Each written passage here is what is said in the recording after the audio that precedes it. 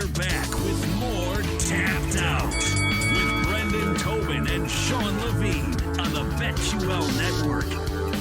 And you, wherever you're checking us out, Tapped Out here on the BetQL Network. Good Saturday evening to you. As the man said, Brendan Tobin, I'm Sean Levine, producer Jake Noaker, and joining us now from MMA Lock of the Night. You can find him on Twitter at MMALOTN. He is, I would say, if not the best friend of the show, he's damn close to it. He is Manpreet Jhass. Manpreet, what's up, man? So real quick, BT actually just said something that I wasn't really thinking of. He was talking about the pound-for-pound rankings and Volkanovski now kind of just throwing his name into the hat.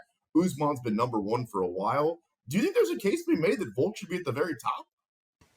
The one thing that we need to do whenever we have these situations is just drop out the recency bias, right? Volkanovski's win is just super fresh on our mind. That's why everybody wants to put him at the top.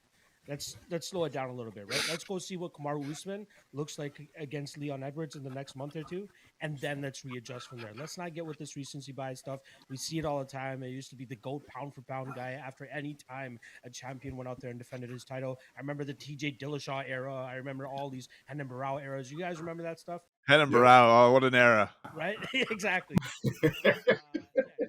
It's a recency bias that's getting over everybody. For me personally, I still got Kamaru up there, but eventually time is going to catch up to him. Maybe it's the Leon Edwards fight. Let's get that one done with first, and then we'll talk about Volkanovski taking that throne.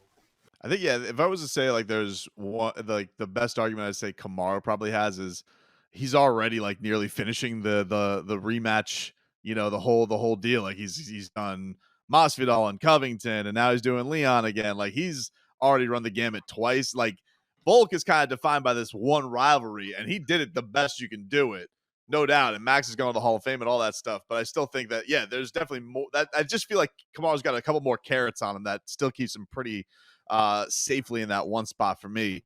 But turn our attention to tonight, man. Like, this is an interesting main event. Like, I look at this, and it's been a matchup we've been waiting for a few times now. And Rafael dos Anjos has had kind of a couple of weird matchups now because he's had to take on a couple of guys with just a few days' notice. And Fiziev is an absolute menace with his striking and is the up-and-comer. He's the favorite. Do you agree with where the odds sit tonight? Like, how do you see this one playing out?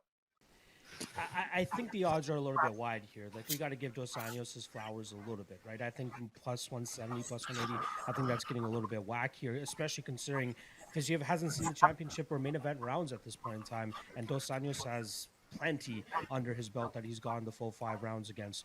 We saw it a couple weeks ago with Armin Tsarukyan, right? He goes in there as a huge favorite against Mateusz Gamrot, who had some 5-round experience under his belt, and we saw him pull away the later that fight went. So I'm not leaving it out of the realm of possibility that RDA starts to pull away the later that this fight goes, but I do think that Fiziev's youth, strength, speed, all of that striking technique, his takedown defense should hold him up for a solid 15 to 20 minutes. And then if RDA does start to take over later in this fight, I don't think it's going to produce a finish at all. I do think we see Fiziev continue this run that he's on and beat Dos Anjos by decision.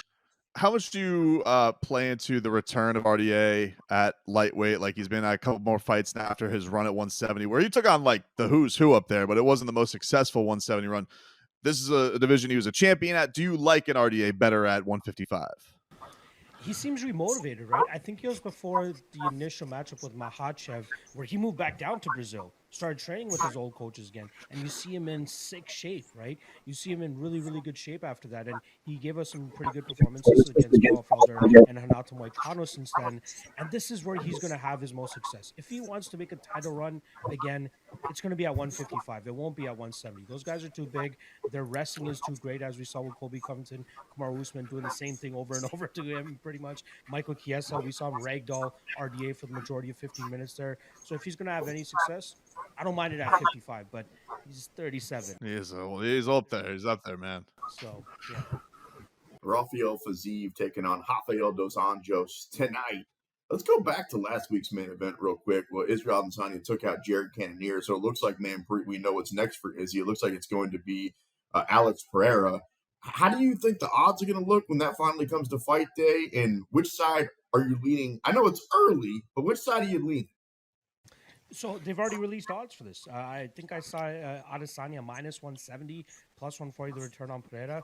And real quick, I saw those too, but it feels like those are early odds that people are going to talk themselves really heavily into one side or the other, right? Like you can either talk yourself into Israel Adesanya because nobody beats him at this weight class, or the one guy that's beat him twice, you can pretty easily talk yourself into that one too.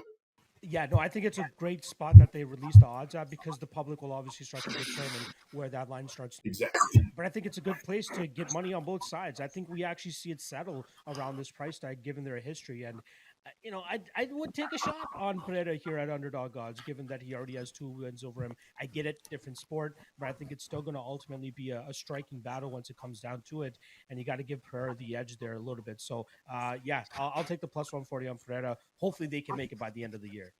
I love how we talk about different sport like it's bowling and golf. Like, look, it was kickboxing that he beat him in. And yeah, it wasn't an octagon. There were ropes, but he can still do a lot of the same stuff. BT pointed this out earlier. Like, what's Izzy's path to victory? Is he going to wrestle all of a sudden? No, that's not going to happen. I really don't think the wrestling for Izzy is going to cut it. Like, he's not a Kamaru Usman. He's not this crazy wrestler. And I think that's what the middleweight champions have kind of benefited from. Anderson Silva as well. There's never been a crazy good wrestler at middleweight outside of maybe Chris Weidman, but nobody that uses it like Kamaru Usman and Colby Covington. So, yeah, Izzy's wrestling, even if he tries to employ it, I think that Pereira's time that he's been spending with Glover Teixeira will really help him here. Takedown defense, get-ups. We saw it in his first 2 UFC fights. He does not accept bottom position at all. He's always working back to his feet, similar to what Adesanya showcased in his first couple UFC fights as well. People don't remember it, but Rob Wilkinson took him down 3 times, but he managed to get back up in his UFC debut and get back to his handiwork. That's what I've been seeing from Pereira early in his UFC career, which is why I think he'll be able to shut down the grappling of Izzy, and it's ultimately going to be a striking battle. Yeah, I think the thing, though, is, like, Sean Strickland was standing right in front of Ferrero. Like, I mean, he set him up with like his chin was up there like a hanging curveball, like it was a meatball up there. Like Izzy, this is the one thing because we were talking about this with Izzy in the first segment, Manpreet, about are his fights boring? Are they lackluster? Do we expect too much from him? Because I found that to be a pretty entertaining fight from the standpoint of these guys were throwing a lot. I think it just got to the point where Cannonier just couldn't hit him anymore. And I think that speaks to just Izzy's defense. Is his striking defense almost getting to the point where because it makes these fights look ugly, people seem to think the fights are boring, but like, what is he supposed to do? Just get into wars with everybody? As diehards, we can say what we want about fights not being boring, but to the casual fan, it's gonna look boring. But from us, it looks like a masterclass, right? He's very good with his technical skills. He keeps his opponents on the outside. He shuts down any type of offense coming his way, and that's what allows him to have so much success. But it just doesn't look pretty in terms of selling pay-per-views or getting new fans or anything like that, right? That's why I think he's so boisterous with his personality to make up for some of the lackluster performances that we're eventually going to get from him. Right, we got it from GSP, we got it from Khabib. It always happens. Yeah, but I think this Pereira is going to force him to fight, and I think that will get the fans back on his side here. It's interesting though that he's the guys you're talking about, like they're all grapplers. Like I get why that can be boring to fans. It's interesting that he is such a skilled striker, but can make these fights not. I mean, Anderson had a little bit of this sometimes. Anderson Silva definitely had fights where he got booed, but I do feel like. With Izzy, it's almost like a 50-50 coin flip. It's like maybe the fight's going to be awesome. Maybe there's going to be some highlight reel KO that he puts forth, or maybe he's just not going to engage with that because he doesn't want to put himself at risk. I don't know. It's a tough ask for him. Whereas like a guy like Max Holloway, typically through his run, like every fight's going to be entertaining. It's going to be a war. So I don't know. It's an interesting position that he's in there because are you asking him to be somebody he's not, or do you want him to go away from that because it'll make him a bigger star? Like I don't know what is he supposed to do in these cases and how if it will ever affect him. He needs to have a couple like highlight reel performances, and I think he's had a couple of those already. Right, the Paulo Costa fight was a great fight. Yeah, but I think once it's all said and done, I think people will slowly start to forget about the Cannonier performance or like the Marvin Vettori performance or whatever. That fight wasn't as bad as the Cannonier one per se, but like at the end of the day, we still look back at GSP and be like, I was a great fighter. He's one of the best to do it. And I think that's exactly what's going to happen here with Izzy as he starts breaking records, which I'm sure is on his mind. The record books at the end of the day don't tell us how entertaining a fight was. And I think that's what he's aiming for. If you want to make some money, check out MMA Lock of the Night. Manpreet Jhass joining us here on Tapped Out. Sean OMalley, if I said you got a free $1 million, right? One day he does fight for the title or he never fights for the title. Which way are you going? Oh, man. I think he fights for the title with the right matchmaking. Just as Connor got the right matchmaking, in my opinion. If they continue to do the same thing here with Sean O'Malley, which it seems like they were doing, right? The Pedro Munoz fight on paper looked like a great fight for him. And although he lost the first round on 2 judges' scorecards, seems like he was starting to pick up steam and he probably would have walked away with it afterwards. But like that was the best ranked opponent for him, right? In terms of giving him a ranked opponent stylistically speaking. You know what? I'm actually going to change my answer. I don't think he fights for a title because I don't think he beats many guys inside that top 8. Like people are going to test him with his grappling. People are going to take him down. People are not just going to wait on the outside and get dinged by him like Eddie Wineland did. Right? It's not going to happen. It's also We see O'Malley fight for a title. It's also a killer division too. Like it's such a Shark Tank up there. Like like if we look to like Prohashka, like the rise that it's like, okay, you can get it 205. It's been run by old guys since John left. I get that, but how's he cracking in there right now? Because but guys, here's the thing: like the promotion, and this is why we all love it. They'll put together the fight that people want to see, and the fight that people want to see at that weight class, half of that involves Sean O'Malley. So I'm not saying next or next after that, but I just think that if anybody's going to get that Dana privilege or the guy's got cooler hair than the other guy, I'm not saying that he's the best or is ever going to deserve a shot at the title. But if it was my free fake $1,000,000, Manpreet, I'm sticking with your first answer. Like, I think at some point, and probably sooner rather than later, the promotion's going to give him a shot. It really depends on like who is there as a contender, right? Because I feel like there's always going to be a contender in that weight class that's more deserving than Sean O'Malley and his name value. And then at a certain point, O'Malley's going to have to win some fights against legitimate guys. Munoz would have been that first guy.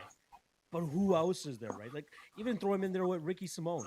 What would Ricky Simone do to Sean O'Malley, right? And I think Simone's sitting here number 11. So he's 2 spots above O'Malley at this point in time, right? There are a couple guys you could potentially put up with O'Malley. Maybe try to see what Dominic Cruz looks like against Marlon Vera in August. If he starts to look like he's falling off and slowing down, maybe that's a name that O'Malley could take advantage of. But, man, it's going to be tough. There's too many contenders at the top there. As you said, casuals can be a little bit spoiled, so they may look at tonight and say this is a 1-fight card. But what is one that stands out to you, Manpreet? Is there a bet tonight that you like that stands out to you that gets you going? Because I think maybe the names aren't like the sexiest, but I think it's got the chance to be a pretty entertaining night.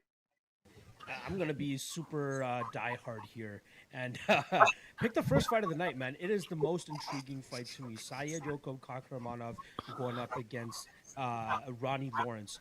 Going to produce a lot of great scrambles, a lot of great grappling opportunities there. Ronnie Lawrence is a guy that, lands upwards of 6 takedowns a fight. This guy is crazy in terms of his pace, pressure, and relentless takedowns. But I do think that Kakhramonov will be able to showcase a solid defensive grappling game, really put his hands together and possibly find a finish against Ronnie Lawrence later in this fight. But all I got to say is, if you guys know nothing about Kakhramonov, go back and watch his fight against Umair Nurmagomedov in the PFL before he made it to the UFC.